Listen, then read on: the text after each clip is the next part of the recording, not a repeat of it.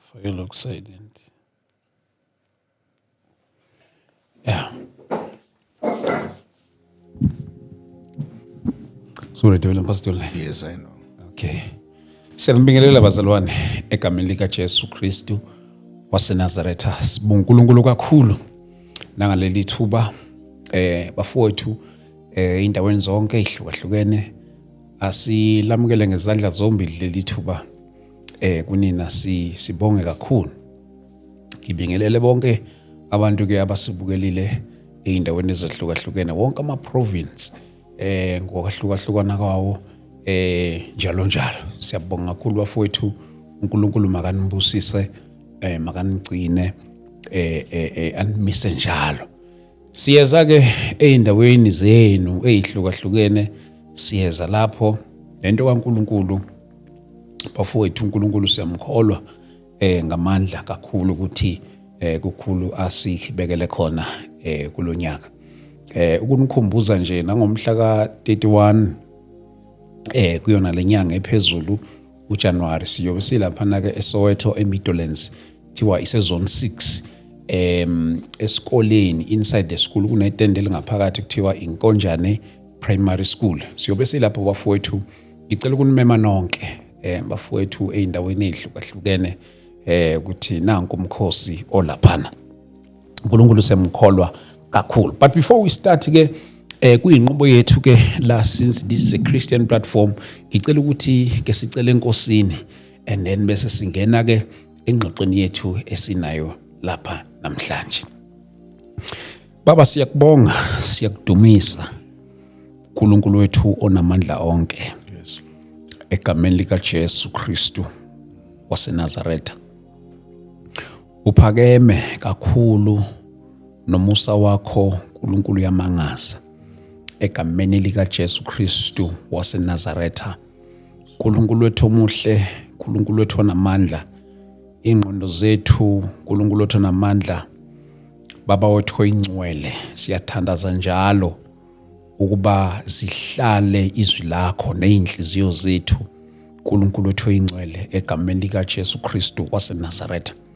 Baba nansi lengxoxo ke siyathandaza Nkosi, mayithindele abantu bakho ngokwendlela yakho egameni lika Jesu Kristu waseNazaretha.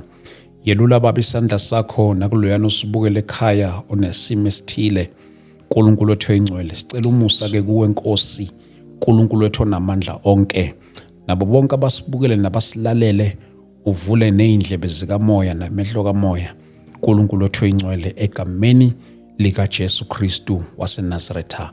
Amen. Amen. Pastor Baba, asithathe leli thuba sibingelele. asibingelele sibalukhulu. Sibingelele. Pastor siyabonga ukuthi ugcine ufikile. Siyabonga.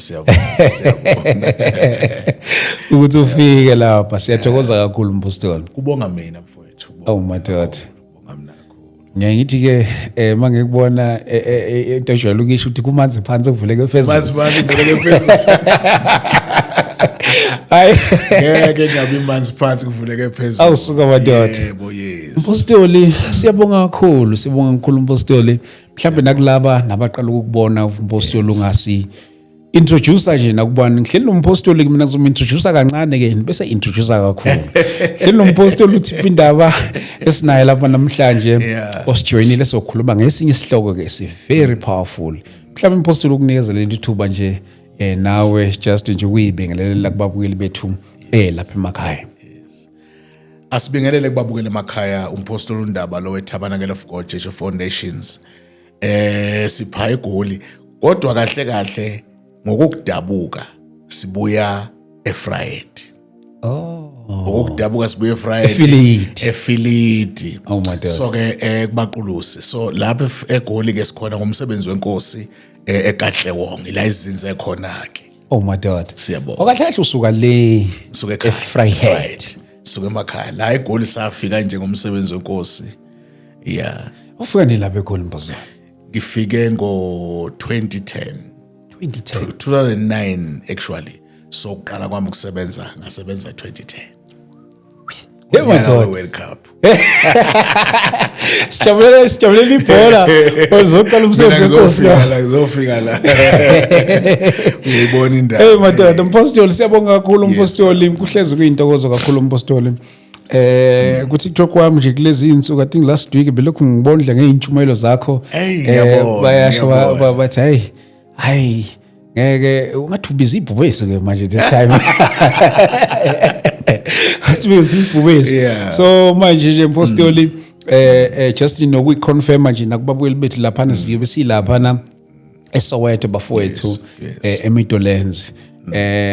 Wafika umpostoli emoyeni wami ukuthi man hayi ake ngiyohlanganisa izandla lapha nampostoli ukuthi hayi akuyoshayisa inyoka lapha. Ngikusho njalo emakhaya ukuthi hayi azoshayisa inyoka. Sihlanganeni sonke soshaya inyoka. Yes. So siyobe silapha na bafowethu eMidlands zone 6 unoma ngathi nje inkonjane primary school nge31 sukela ngo10 ekseni. Akusimvuselelo bafowethu inkonzo nje ilanga eli1.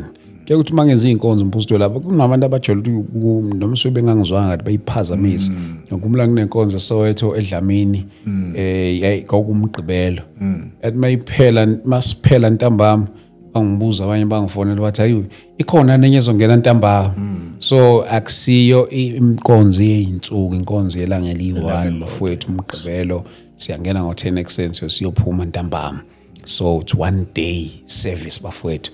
Sibona nekhona postoli ngifisa ke sikhulume ngobizo. Hey indaba le. Yes. Ubizo umpostoli. Hey ubizo usibalikhulu asikugcizezele mfowethu ukuthi okukhulu kufanele sikukhulume ukuthi eindabeni ezisuke ezibuya kuNkulunkulu. Yeah. Zize ebantwini. Ziluncedo embusweni kaNkulunkulu. Sure. Zivama ukudisturbwa. Ziba naleyo opposition okuyisitha. Sure. So ke kufanele sikhanyise indaba yobizo ukuthi uma kukhulunywa ngobizo kukhulunywa ngani empelweni.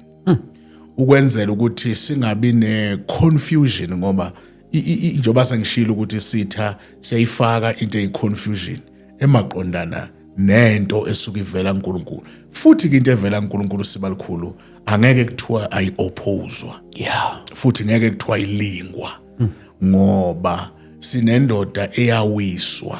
Sure. Okuthiwa ke bibiza uLucifer manje siuSathane. Ligama ethi Sathane ke lisho the one who opposing God.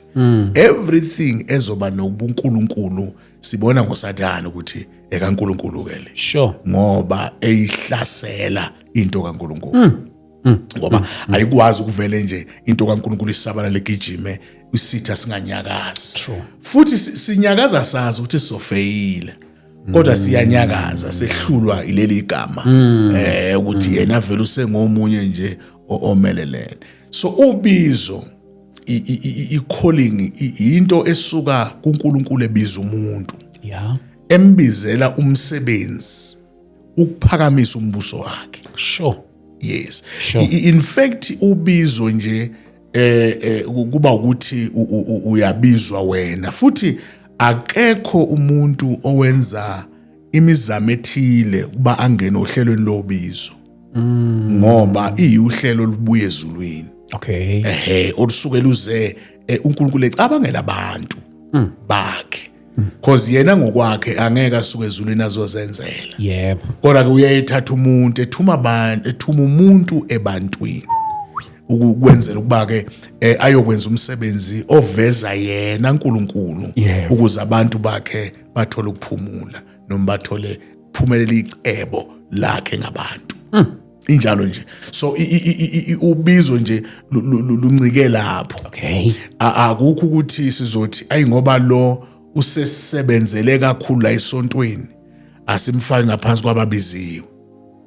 Ngoba sisuke siyomfaka nje edramini noma edrainini ngoba uma yena engababizanga uNkulunkulu bazozibiza njani. Yes. Uyayibona ke indaba. So indaba nje ilapho endabeni yobizo. Kuyenzeka ke ngoba uyazi mfowethu eSouth Africa ayikho imisebenzi.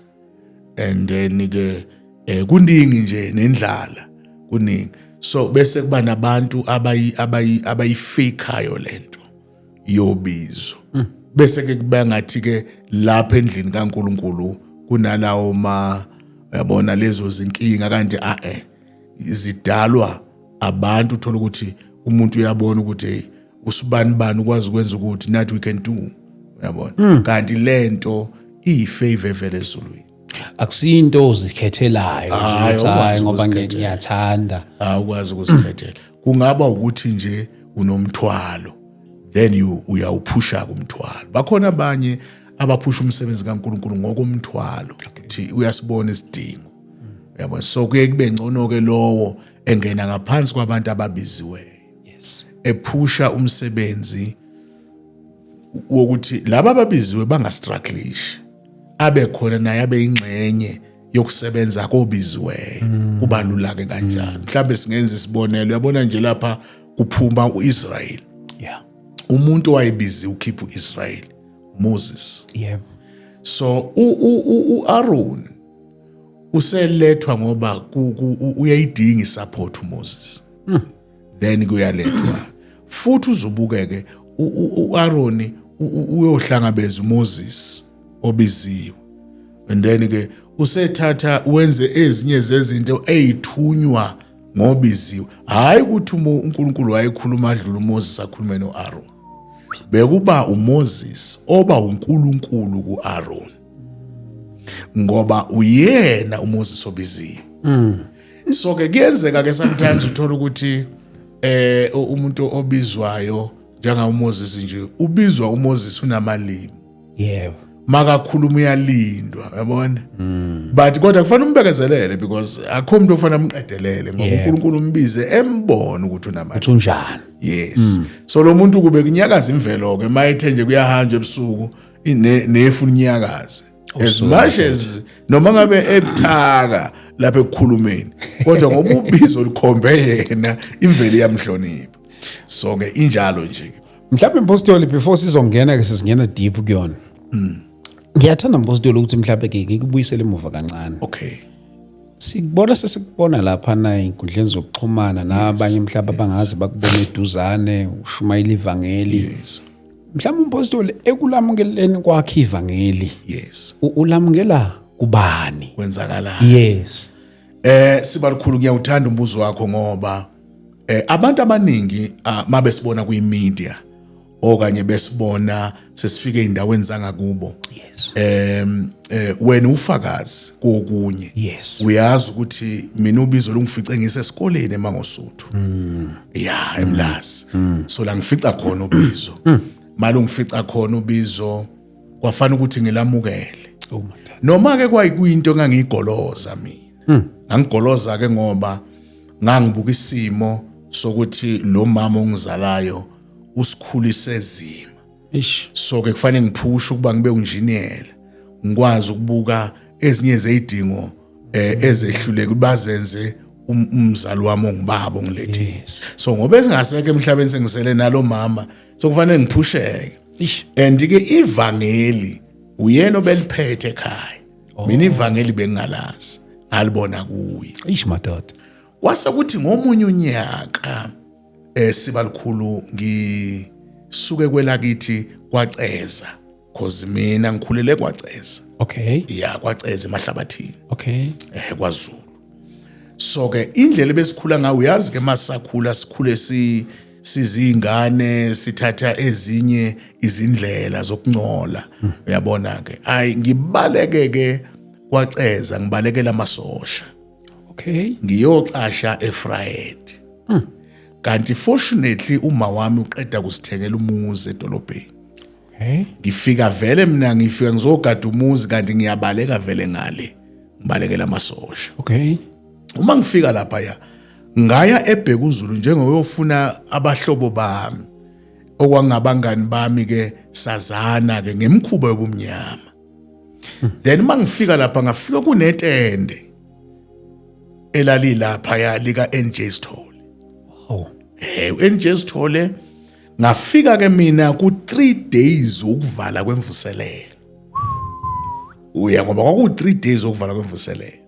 I first day uma abafana laba ngiyababuza ngithi mina bafowethu yini lo msindo ngwani lo msindo la ola elokushini but hayi kunendoda yaseThekwini abathi usithole eshumayelayo lapho zithula itrati osuka thula itrati kufike le ndoda yakwasithole then kusho ukuthi ke ngaleso sikhathi sibakhulu umhlolo wehla akaze ngibheme ngoba sibhema yeah so ngathi bafuthu hayi namhlanje angibhemi because konke ngiyifilayo so lo baba uma sihlangene la nginothisa ngasebusuku mina ke ngizosuka elokushini ngeinyawo ngilala edrobheni ngizophuma phanga bo 11 10:30 to 11 sengendlini kungalesi sikhathi ke lo baba esebizi altar call ialtar call yakhe yayiphapha sokusondela ubusuku efaka ihorn phezulu okay engizwe ukuthi lo muntu mayikhuluma nami manje ngithi ayinamhlanje ake ngathathi lokho kuthathwa hayi bakhululeke lamadoda ngakusasa ngibuye iphinde le ndoda kuthe ngosuku lokugcina sengiphuma ebusuku ngihamba nganginemimoya yamadoda awu3 engangihamba nawo sure kulobo busuku avalelisa amadoda kwaphuma amadoda amathathu kimi ngangazi ukuthi ngangihamba nayo wona enginika isibindi ukwenza imikhubo obumnyama aphuma lamadoda lo muntu lokho ememezile ethi uchitha apha inguna phakade lakho osuka madoda mfoka Sithole ngafika ke ekhaya besihlala ku South Street edolobheni okay ngafe ngayinikela ngihlala ngedwa endlini ngafe ngayinikela kuKristu ngoba ngangikhule ngazi ivangeli kodwa ngingaphendukile ngilibona ngimama ekhaya ngangazi ukuthi uJesu lo ofikile namhlanje yabona ke ngafike ngayinikela ke ngayinikela siphumule ngaba umuntu ke nami normally onjengabo bonke abantu ngahlala 7 months ngakalithola isonto ngikhuphuka intaba yakithi kuphele Friday ngithandaza khona ngaze ngathola ke ibandla iPentecostal Church elisebhekuzulu lokushini ngaphansi kamfundisi uMgazi ngaphathwa yilo baba ke wangikhulisa lo baba lowo ngaqala ngabuyela esikoleni ngoba isikole ngangasifuni ngabuyela esikoleni lapha eMpofini ngafunda uDlamini kuprincipal wami uDlamini uprincipal wami lokhu ukuthi izikole engangihlupha kuzo mabe fika sengibhala umatric lo wayuthisha wami uprincipal ngingakakholwa okay mayese fika sengibhala wabiza istaff sonke kwathi ufika kanjani lo muntu la kwathi umfundisi wethu lona wamangazwa ivangeli ngoba ngaya mina esikoleni senginevangeli ngakholwa ke ngaze ngafika eMangosuthu ilapho ke eMangosuthu esengifike ngithola khona i-calling emva kuba sengikwi-second year yami okay ngenza civil engineering wafika yena uNkulunkulu wangithatha ke ngavuma ke kodwa uma ngizoyiqala ke ubizo lwami ngiluqale endaweni yaseMondlo okay mangibizwa uNkulunkulu wangibiza uNkulunkulu ngathatha i40 days fasting ngizoqala i-calling ngangithandazela endaweni okuthiwa iseMondlo ekuthiwa isemkhumbane kunomunye umzi lapha besinike wona silala khona sithandaza ngayithatha ke calling kwaba ukuqala kwami it was 2003 ngoJuly 2003 ngithatha i-calling yami hey my lord since then ke ngahamba noNkulunkulu up until now ubizo lwakho lo ubizo lwakho futhi ke sibalikhulu asibacacisela bafowethu ukuthi kunezinto uma uNkulunkulu ekubiza azikhulumayo separately ezimaqondana nawe ongekushumayele ngazo yes ezikusustaina obizweni ongekuyisherele even noma umuntu eclose kangakanani yabona eziyimfihlo yakho ukuthi noma uhlelwa yini ukhala ngazo kuye ukuthi ngangakwazi mina kodwa wazazisa wena kimi ngo1 no 2 no 3 uyabona ke yo so Mpostoli emveni kuba ka 3 days ukugcina wetende lika NJ Sithole yes like uma ususindisiwe yaba khona indlela yini yokuthi mhlawumbe ngoba phela ngiyazi amatende yasesikhathi nganoma kusase njalo so liyafika maliqede liyahamba liya kwenye indawo kwaba njalo awazi ukuthi kwaba buhlungu kanjani sengiphendukile sengifuna lo muntu wakwaSithole uzuboneke angisakwazi ukumthola lo muntu wakwaSithole into into eyenzeka ke siba likhulu ku7 months ngingenabandla into yayifike ibe yinkinga ke lo muntu akwasithole ngangithi mangiqeda ukuthandaza kwi-midnight ebusuku afike njenge-angel kimi sure yabona i-picture ngingamazi but i-picture kuthiwe nguye lo and then ke ngizovula iBhayibheli mina ngingalazi kwaBhayibheli lelo ngilivule according indlela asuke engiaddressa ngayo after iprayer yami ka12 ebusuku shuthi amangiphema ngiqeda ngo1 ebusuku ekseni kuzovela lo muntu lo yabona hayi ngibuyele esikoleni ngize ngamthola sengiseMangosuthu sengise tertiary sengiqedile ehigh school because ehigh school ngabuyela ngakwenza uStandard 9 sengisindisiwe ngahamba ngoqala uStandard 9 ngaphasa ngafika kwa matric nakhona ngaphasa ngase ngiyofuna isikole ke eMangosuthu enqondweni yami mangifika eThekwini alikho isonto engangilifuna njengelika mfundisi uNJ Sithole imalada nangempela ngalifica leli bandla lo baba lo ngambona ngamehlo that was kwaba usuku olukhulu empilweni yami ukubona lo yamuntu because ngangi90 iminyaka ngithi uyabona manje sengisindisiwe iminyaka kodwa lo muntu angimbonile nethi ngiyamphupha nje la uyabona hayi ke ngafika qathatha eMlazi nganyuka ngayobabona abazali kwanabazana abangisusala eMangosuthu ngoba naseMangosuthu sasesifikile qathatha endaba yevangeli awusuka madala sizinsizwa so ke bangitholela ke isonto ngaqala ke ngalokhuzana khona kodwa mina ngangilube ngifellowship lapha eAssemblies of God khona la okay so bazi bangithoda hayi no ibandla lingasithola likhona la ngaqala ngambona ke lo baba waqala nje wathi mayihlabela wanguye nje lo muntu wayebizi altar call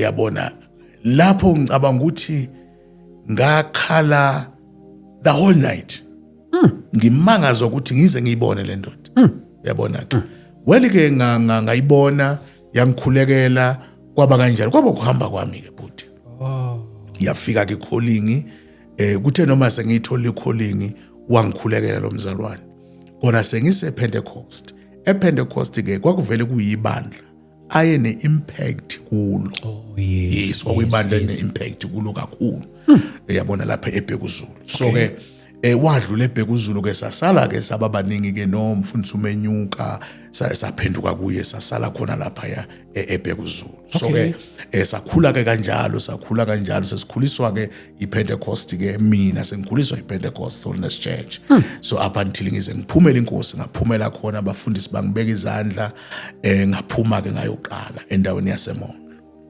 ukubuka umpostoli uhlobo lwezimvuselelo sukela ngalesa sikhathi yes nesikhathi samanje aleza ikhathi zakudala lezenu ukusindisa kweni nezikhathi zamanje ngiyazi mhlawumbe ngaba khona umehluko mhlawumbe ngaba umuphi umehluko and negap ingakanani mfowethu uyabona asikhulume futhi sigcizazele nginamahloni ukuthi ngizokusho but nginamahloni because nami ngobiziwe imvuselelo zethu mfowethu zehlukile kakhulu uyabona nje mina uzubuke mina angifikanga etendeni kodwa ngabandlwa ngamandla ahamba nalendoda ngingafikile etendeni so uyabuka ke manje ukuthi uma wami ongizalayo wayesehluphekile iminyaka ekholwe sindisiwe imphazamisa kodwa uma ngidibana nalendoda 3 days okuvala kwemvuselelo usubuka kamandla ke ngoba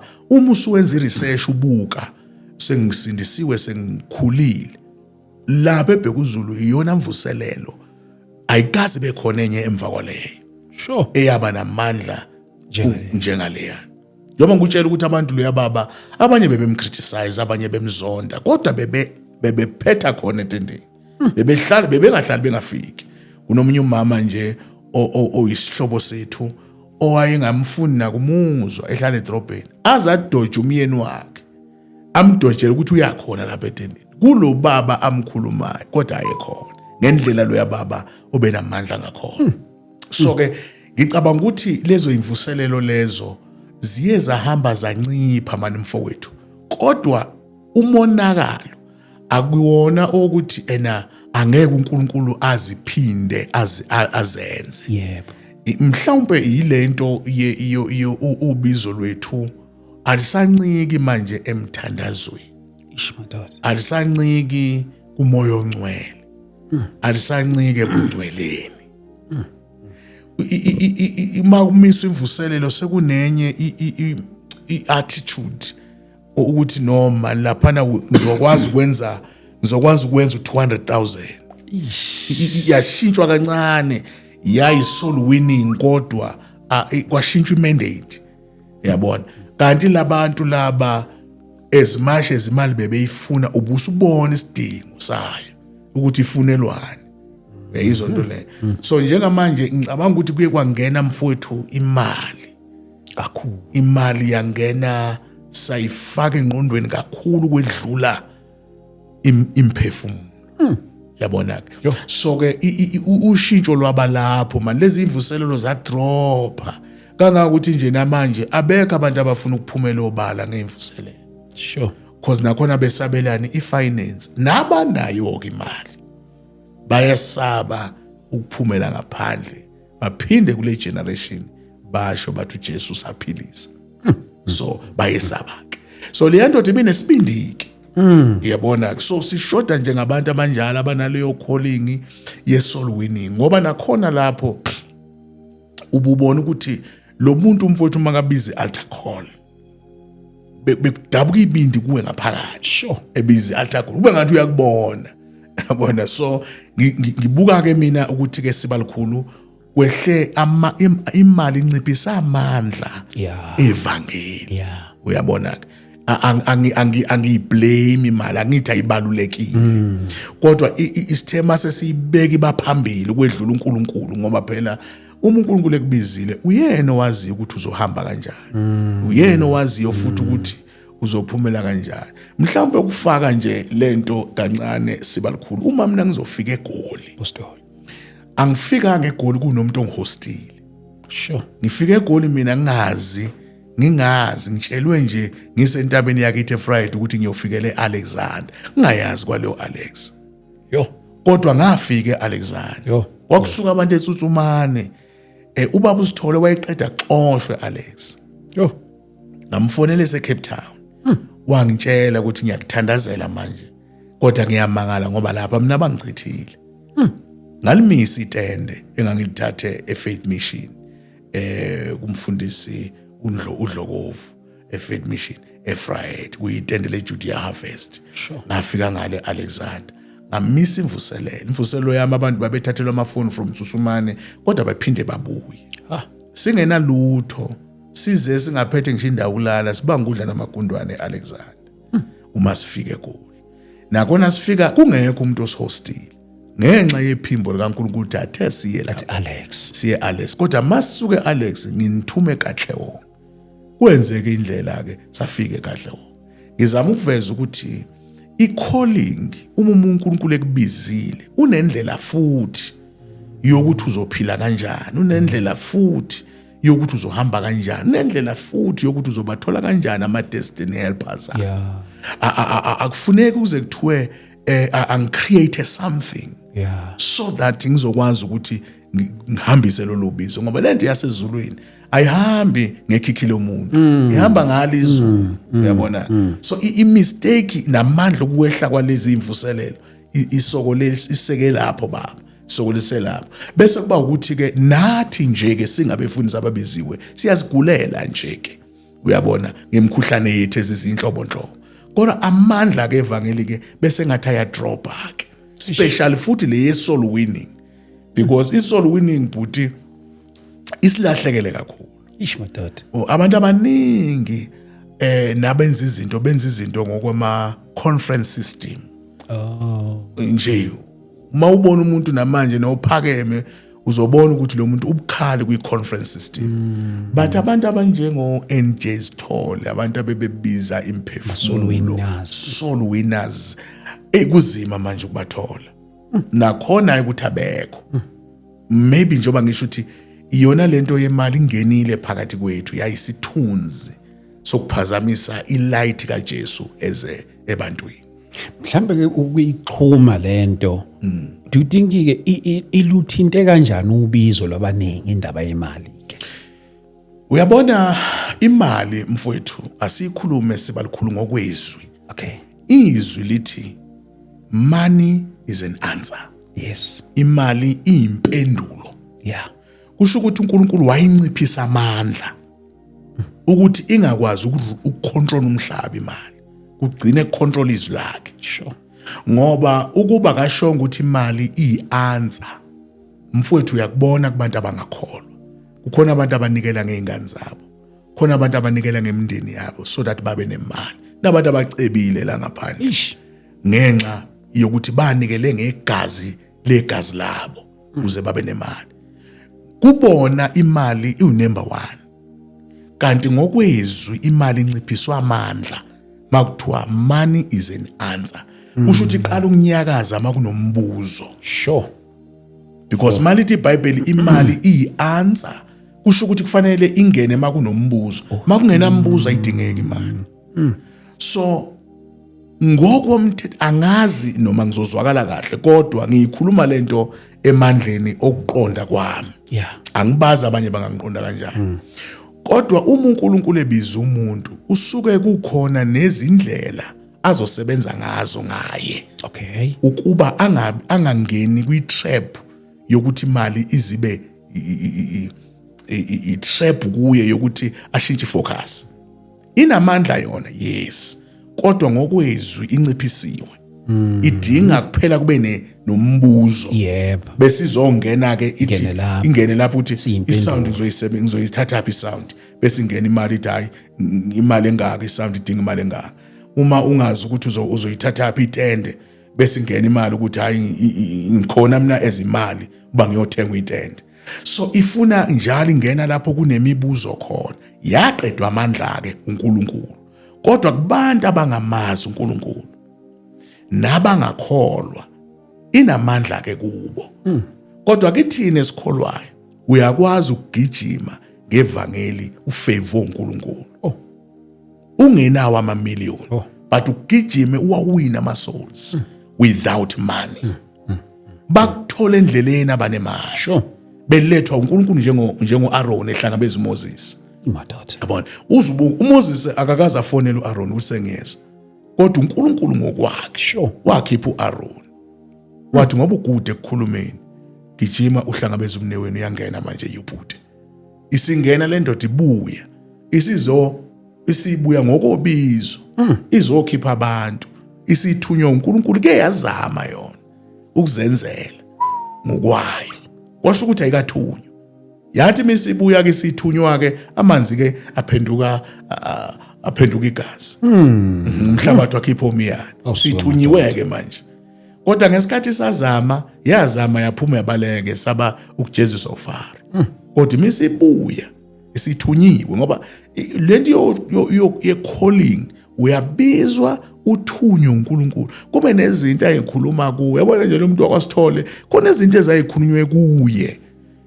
Ezayimenza ngalali. Uyabona. So bonke kobaba singabala obhengu singabala obani baningi esizwe umlando ngabo esasingabazi. Esizwe umlando ngabo. So ngicabanga ukuthi lapha kithi sibalikhulu yonakala lapha emalini. Thina we've got more friends. Singabafundisi abanabangani. Singabafundisi abakhuluma ngeprogress. And then ukuthi umngani wami usephumelele manje uyidrive imoto ye2 million. Usibani manje si ratewa kanjalo.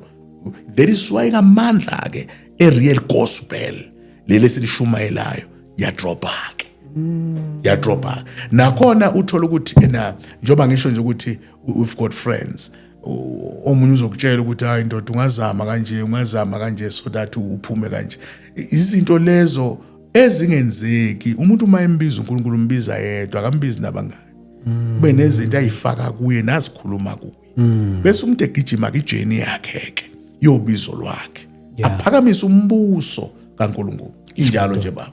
Mhlawumbe impostoli ngiyazi ukuthi lapha obizweni abantu abaningi kusuke bezokutshela ngezinto abahlangabezane nazo ezihlukahlukene kwijini yabo ye-calling.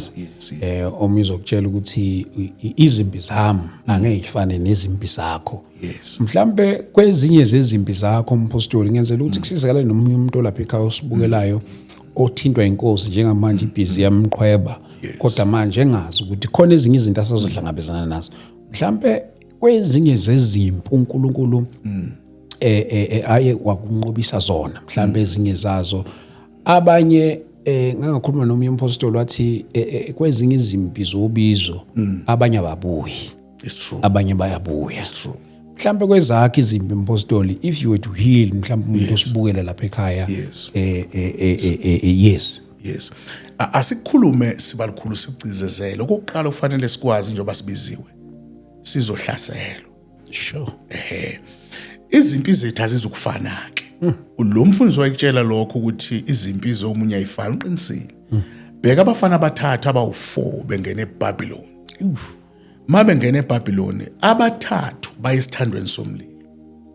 Oyedwa emphandweni wengonyama. As much as bebe ne mindset eyi1 kodwa balingwanga ngokufana. Yabona. And uNkulunkulu wabakhulula la. Mina ngicabanga ukuthi sibalikhulu ukuba ngibe honest kuwe. Ukuba kuya resignwa obizweni. I'm a one of ngabe sengayifaki letter. Sure. Resignation letter. Ni resign. Ngiqhubeke ne career yami because angibalekelanga belungu. Angibalekelanga ukufunda. But that was a calling kimi. Manje ke ngikusho lokhu ngoba akukho mnandi lapha. Akukho mnandi futhi abantu bakurealize bakubona late ukuthi yimpi le. Ngendlela abafundisi abanebhadi ngakhona. Bakubona late ukuthi abantu lo muntu usempini abakwazi ukubona usesempini. Ingakho ufuza ukuthi izimpi zakho uzilwelwe ngowakubizayo. Mina ngicabanga ukuthi enye yezinto engenze nganqoba kukuningi sibalikhulu umuntu adlule kuko. Eish madoda. Kuningi bhuti angifuna ukutshela manje. Kunama stages ukulingwa lokho. The more usaqala uba ku stage 1 la khona kusalingwa wena ukuthi uyaqualify ukuthwala lo mbono. Kuphinde kuzolingwa umbono uthwele ukuthi uvela kuweni noma uvela enkosini. Kuphinde kuzolingwa igroup yokugcina yesithathu kulingwa abantu abakusurroundile nabawuthwele lo mbono ukuthi bayaqualify yini. So ke leyo process nje iyodwa iyabaqeda abanye ababa besahamba ibanga elikude. Sure. Ngoba ukujikelwa ngabantu mhlambe investile kubo. Omunye umuntu uyalimala akhohlwa. Kanti abantu laba abasuke besondela kuwe abakaNkulunkulu akusibabakho. Kodwa ngothando lwenceku ukwenza laba bantu ubathande njengabakho abantwana. Kanti akusibabakho kahle kahle. Abantu ngabakaNkulunkulu. Yingakho ke uma ngabe sebevuka futhi sebeyisini sebe yibona abasetshenziswayo to attack you uyalimala ngoba usuke wabagodla baba ngabakho. Kanti bekufuza abantu bakaNkulunkulu kube ngabakhe uNkulunkulu. Uma uzokhumbula kuxabana ngeke ngithi ukuxabana kodwa ukuphambana ngamazwi phakathi kaNkulunkulu noMoses. Athi uNkulunkulu labantu bakho ngiyababulala Moses. Hey madoda. Lento nje yabona manje akabazi laba bantu Moses. uMoses beyibalekele Egypt wathi uNkulunkulu ubonile abantu bakhe becindezelekile uyamlanda uthi akazobakhipha ujika manje mase bebhede endleleni udabakho laba. Yabona ukuthi ukubizwa but akusiyona into ongayishayila izandla yingakho ababizwe ngempela bebenqaba. Ngoba ubizo akusiyona into ongavele uyigijimele nje ubizo. Yingakho ufuza ukuthi lube nale confirmation malifika kufanele confirmwe ukwenzela ukuthi lapha endleleni noma sezikuvukela awubuka abantu ubuyela kulowo owakubizayo noma imali ingasekho uphinde ubuyele kulowo okubizayo baba kanti wawutheni angije izwa lonto leyo. So ubizo nje luphakathi kombizile kokubizile nobiziwe. Akufuneki linceke ebantwini ngoba once la ncike ebantwini akusesile ubizo lo. Akusesile ubizo ngoba uzoshintsha imessage because of the people. uzoshintsha imessage because of the things ezehlela impilo yakho because akuzukuba mnandi. Uma singabeka izingane zethu, sibeke izingane zethu lapha, sibeke imizi yethu, sibeke yonke into, uzobona ukuthi akukho mnandi kangakanani ukubizwa. Ngoba indlela yempilo nezizoyiphila akuzukuba njengezingane zonke. Ubiziwe. Sikhona ke leso sigaba usudla mhlambe ezinye zama fruits obizo lwakho. Then ke singa celebrate lapho. Kodwa zikhona futhi ikhathi la khona okungena celebration khona. Lithi iBhayibheli encwadini kaIsaya uSathana akafuni neziboshwa zakhe. So umuntu amgadlayo ugadla lo zokhipha iziboshwa. Uyabona? Bese kuthi lo mthumile uyena ofanele amvikele. Umuza uzawukhumbula mhlambe ngizayikhuluma ngihinte kanje leyo ukuthi ndaba niphunyuka kanjani ebizweni. Kukhona abantu esingathi masivula umhlane kanje bamangale bakhale iviki lonke ukuthi njoba uma phambi kwethu ushumayela kanti usuke wadlula la umhlane njoba sembethe nje imhlane yethu isenkingeni. Ngoba uma ungayivula umuntu ekakhala inyembezi ungakachaza ukuthi wawuqhwetshwa yini. Madoda. Mhlawumbe ngiphinde ngiyibeke. Ubizo lukaDavide lunyaka samabhele ingonyama bebengamdlalisi ube namasikazi lo yamfana ongathi mayesehleze ebukhosini kuyithrone yobukhosi evula ekhumula ijazi lobukhosi ethi ubone ezinye imbobo ngemuva. Uma ezokuchazela ukuthi lezi imbobo zavezwa yini uthuke nawe ugelekeqela ukuthi njengoba usuyinkosi ejabulisa abantu kanje kanti sidlula ke ezimeni ke mfowethu ezinzima zakhona. So ke yingakho aye ethi kuPaul ethi kuTimothy athi londa ukuthi eAntiochia ngashawa. Madoda. Ngashawa ngamanje ngashiwa kuthiwa ngifile. Le ndoda indoda engahambi straight yayisihamba itshekile ngenxa yokukhandwa ngamanje. The good man indoda ebiphilisa abantu ngenshiketive. So noma ungenza kahle noma ungenza kabi mawubiziwe uzawudlula ebusimini. Njalo nje. Awuzilandeli izinto. Futhi ugcobo nobizo malingekho ubona ngazo ezokumnyama azinandaba nawo. Manje kwesikhathi abanye abantu angazi lapha ke nibafundisi uthola ukuthi mhlambe ugcina ngathi manje direnkwa nabantu uthola umuntu ngoba yena uya afford. Unemali. Ngapho wena ubiziwe. Uthola mhlamba abantu kube sengathi lo ongathi akanamali bengathi inkosi ayimbizanga. Lo nemali yena ubizwe inkosi. Mhlambe nakulezo zimpi ezikanjalo kokunye mhlambe nje izinqubeka kanjani. Sibalikhulu angiphinde futhi.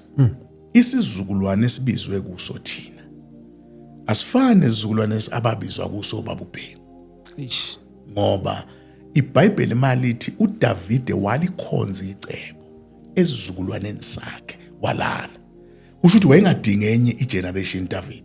Kwakufuza ukuthi abe uDavide wesizukulwane sakhe. Ngoba isizukulwane sasolandela sasingesifane nalesanikwe zesona uDavid. I-calling yindlela ekuthaneni abantu othunywa kubo uyachazela uNkulunkulu. Yingakho echazela Moses athi Moses abantu enguthuma kubo bantamo zilikhuni. Bona ngiyakuthuma kubo. So ngizama ukuveza ukuthi igeneration yethu yamanje igeneration yobuhle mfowethu. Uyabona uma ungumfundisi ungakwazi ukwenza imali, ungakwazi ukuma wenzele omunye umuntu imali. Ufika ugibele wenza imphefumulo, uzuza izulu nombuso. Awureyithwa njengomuntu okwazi ukuthi enza ama-million before abize i-altar call. Aqala kube ngabantu, qala kube yithi thina befundisi. La khona ngizo-invite wena khona ngoba ngiyakwazi ukuthi hayi umaster. Uthi mawusuyiqala nje imessage yakho ugudle nayo uzongenzela imali. lento iphumile kumbuso kaNkulunkulu. Sadivethwa kancane. Yiyo ke lento ezokwenza ukuthi mhlambe ekugcineni ezinye zezinto sithuke singamboni uNkulunkulu. Kodwa sibe sikwenzile okaNkulunkulu. Ngezinto zokuthi mhlambe kuphunyinwe ezintweni sibalikhulu ebezisho ebezi mandate yobizo. Yabona. uNkulunkulu mfowethu ngendlela acebe ngakhona. Ungathi usaseva kahle ufaithful. Athumela umuntu from overseas azokunika 50 million. Sure. Iyenzeka into njalo. So kodwa uma sengine mindset ethi imali ngizoyithola uma ngithole wena. Isiyinkinga ke le. Isisukile ngokubizo. Ingakho ngithi mina kuyadependa ukuthi ngesikhathi ubizwa kwathiwani. Uyayizwa lonto le. Iqiniso lokhu kukhona lokho okhuluma ngakho. Iqiniso impela kukhona. Umuntu bamrater ngemonto ayidriver ukuthi ucotshiwe. Bamrate ngebandla gcwele ukuthi lo muntu unabantu. Kanti kuyenzeka abantu mfowethu isikhathi esiphila kuso singakubalekela ukuthi abanye abafuthu bayayithwalela lento. Noma mhlambe noma sengathi ngifaka ipolitics but it's like mfowethu abanye abafuthu bayithwalela. Yingakho iBhayibheli lithi ungajabuli ngabaphumelelayo ngoba wazi baphumelela kanjani. So ngicabanga ukuthi mina uma ubiziwe sticka kulokubizile. Uma futhi usuneyinkinga zefinance buyela kuye futhi. Isilver negolide kungikwakhe. Uma abantu futhi sebehlupha buyela kuye futhi. Laba abantu ongithume bona namba sebengenza u1 no2. Baba naku sekwenzeka u2 no3. Ubudlelwane bakho nokubizile abuqine. Uqina inyanga nenyanga, unyaka nonyaka. Iqiniso mfowethu nababiziwe zikhona lapha abangaboni kahle khona ngoba bangabantu. Yebo.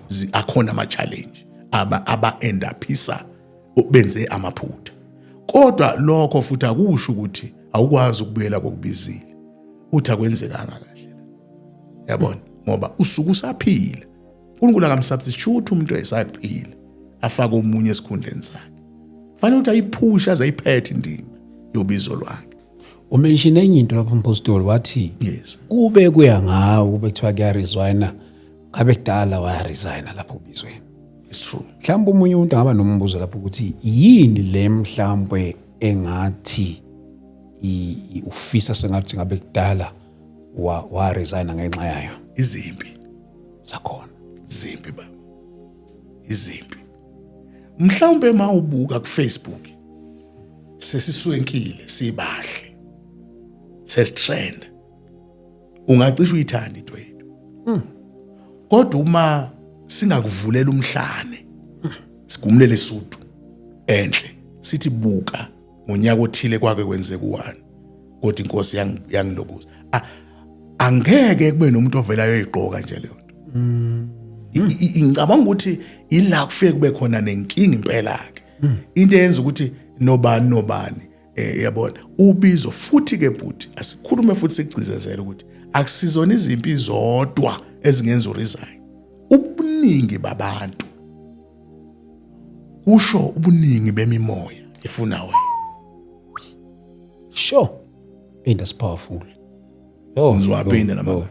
Mhlawumbe umunye umuntu engathi hayi izimpi zikhona noma ukholwa nje usindisiwe. Akulingana. Ushaya umelusi kuhlakazeka izimpi. Yena umuntu ofuna phezulu. So angiwaphinda amagama athi one zizimpi ezenza sithi ay bakuyenzeka ngabe umuntu uyaresign. Number 2 yilapha abantu ngoba asifani. Mina nje ngisebenza kazima ukuba kube nabantu bagcwala isonto. Angisebenzi kazi. Ngisho ngahamba 15 kungena 30. Because lento yokungena kwabantu ngiyibelethe. Uyayizwa into le. Kodwa izimpi zabo ngesikhathi beza beba abaningi kungalesi sikhathi kuza nemimoya ifuna umuntu okwazi ukudonsa abantu abangaka. Sure. So bazokutshela abantu abanabantu abaningi ababaholayo. The more izimvu zincane kungalesi sikhathi ukwazi ukwabala ama-attacks akho. Wabalwa lapha kuba nama-attacks ongawazi uthi uyahleka kanti akusafanele uhleke ngaso sikhathi. Uthi nawe uzama ukuba umuntu njengabo bonke abantu.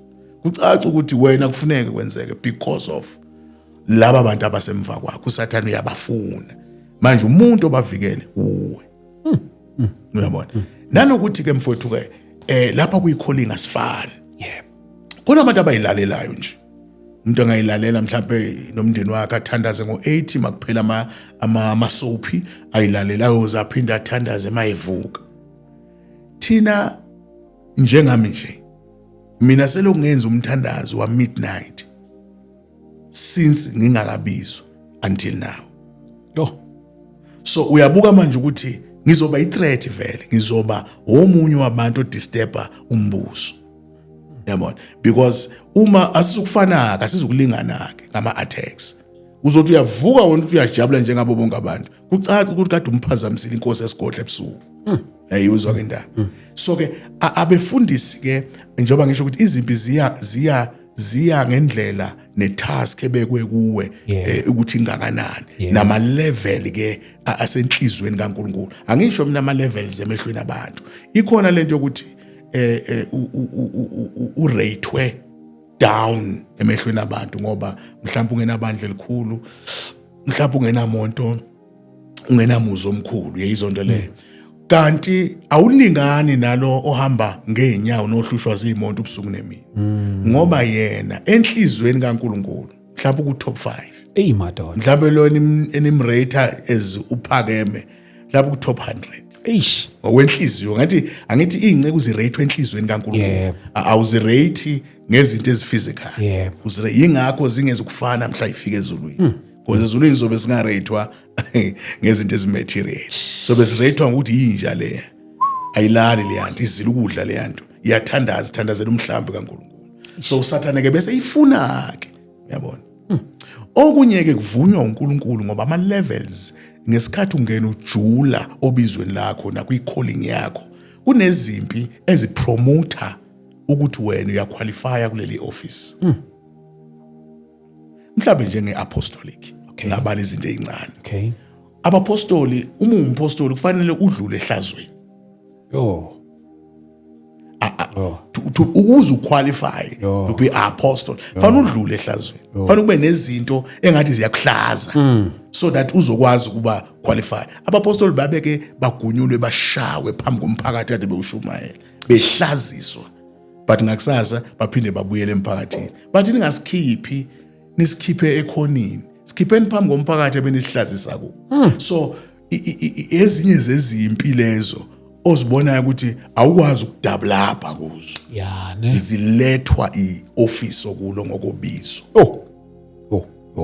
ayithi ngubalela wani yabona kubalela wani ukuthi awukwazi ukuthi ungashaya izandla umpostoli equalifyiswa to be a real apostle ngendaba yokuhlaziswa ushaya izandla ngoba mhla esephasile uzofisa ukuba ingxenye yakhe kanti washaya izandla kanti wawungazi ukuthi uyaphasiswa yabona so izinto lezo eyihamba hambe ke uma ubiziwe uyifunda engeke uyifundiswe yibandla uyifundiswa ngowakubizayo madoda Pastor ke kuphoqa isikhathi la ekhaya kodwa zinoju lezi zinoju kakhulu but nje before sesizoya ngasigcineni umpostoli ngiyafisa naye le njengoba sesikhosana sesihloko mhlawumbe umuntu njengamanje obhizi oqhweshwa inkosi mhlawumbe mangathi mhlawumbe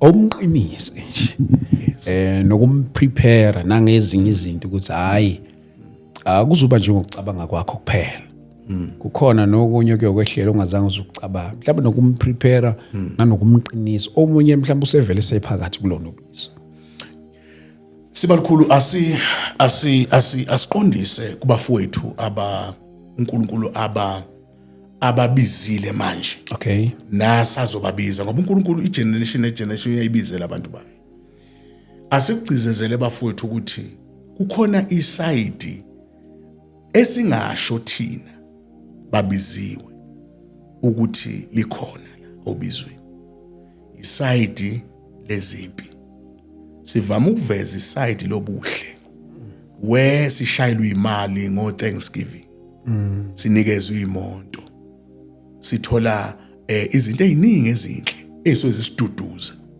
bese singalusho isayidi lobunzima. Kodwa engakhuthaza kumasayidi omabili ubuhle nobubi bakhona. Ukhona umnikazi wobizo. Okokuqala lokho kufanele umuntu obiziwe akwazi. Umnikazi wobizo ukhona. Futhi indlebe yobiziwe ayibe bukhali kombizile. Ukuthi ababize lo ambizele uNkulunkulu kubo bathini akumsizi kakhulu mayibiziwe. Akacizezele ubizo ulubona ngokuba nobudlelwane nokubizile phakathi kwabantu abathandayo nobazwayo enhlizweni ngokubizile.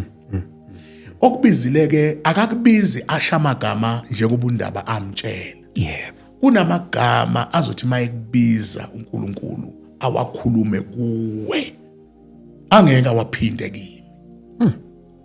Azowakhuluma kuwe ngawakho naye nizokhumbuzana wona uhambweni. Ukuthi Nkosi mina ngangakwazi futhi ngangakunakile mina uyangazi.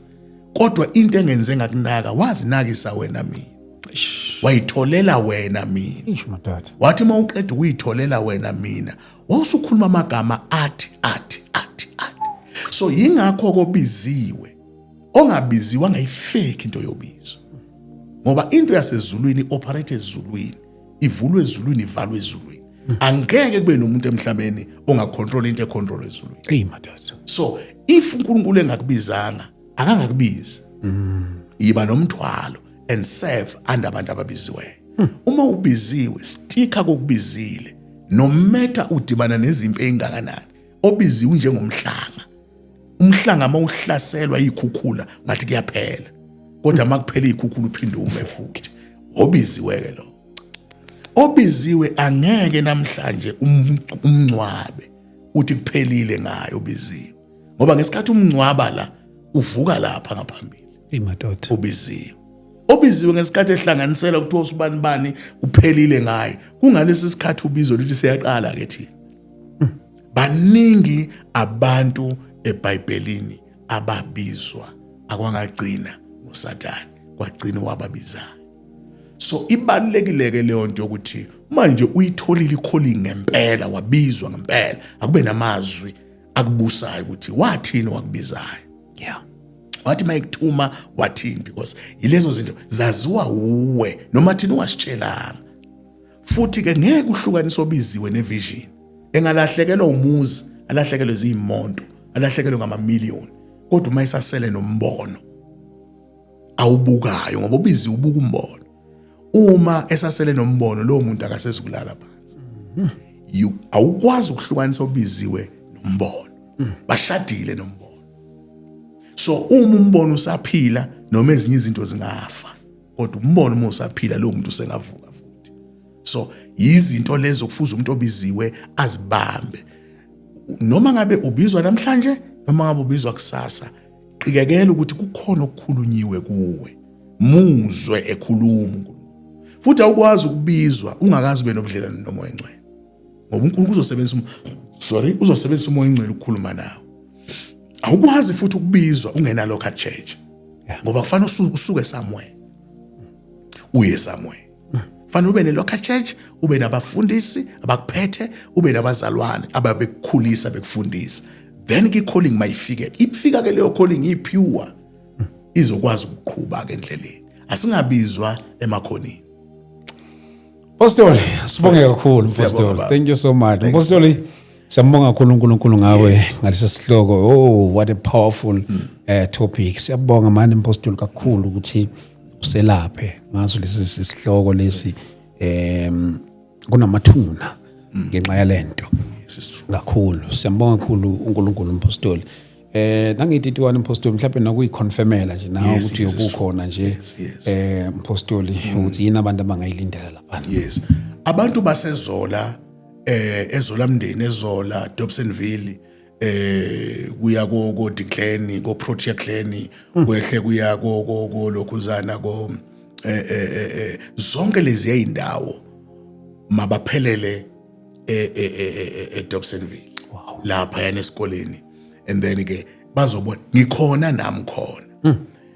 and lo nyaka lo siukhulekela kakhulu siutargetile lo nyaka sibalukhulu. So mabenza abantu bezozwa uNkulunkulu ekhuluma ngezinto ezidephileyo zalesi sikhathi. Eish madoda. Ngikhona nami I'm a speaker lapho. Awu madoda. Pastor siyabonga kakhulu. Mhlawumbe nakubantu abathanda ukuxhumana nawe bakuthola kanjani? Yes. Ungaye page lethu ku Facebook iApostle TP Ndaba Ministries where sikhiqiza khona inkonzo zethu. Then bese kuba isonto lasekhaya iTabernacle of God Church of All Nations ipage ku Facebook. Bese kuba nelika Ndaba umpostoli uNdaba likhona ku TikTok ke uTP Ndaba and then ke mufuna nje ku YouTube nakhona uzongena uyithola inkonzo zethu utype uPostoli TP Ndaba. Wow. Pastor siyabonga kakhulu. Bafowethu asibonge mani asihlangane ke khona lapha na ke eSoweto nje umpostoli seshilo noma ungathi i-address lapha ngabona ibhala uthi Ivukula Street noma usearche Inkonjane Primary School la sibe sikhona mhla ka 31 siyaqala ngo10 ekseni kuyoze kuyoba ntambama. I cannot wait to see you. If ufuna ukuxhumana nathi 0788 417 844. uNkulunkulu ke akathela umusa kini nonke size sibonane nange episode yethu elandelayo. May the good Lord bless you. Amen. Amen. Pastor siyabonga. Siyabonga baba. Hey.